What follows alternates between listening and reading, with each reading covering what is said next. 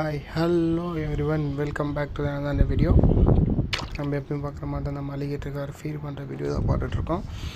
Video கடைசி வரைக்கும் பாருங்கள். லைக், ஷேர், சப்ஸ்கிரைப் பண்ணுங்கள், ஓகேங்களா? மறக்காமல் பண்ணுங்கள். அடுத்த வீடியோ நம்ம போஸ்ட் பண்ணுறதுக்கு ஒரு மோட்டிவேஷனாக இருக்கும்.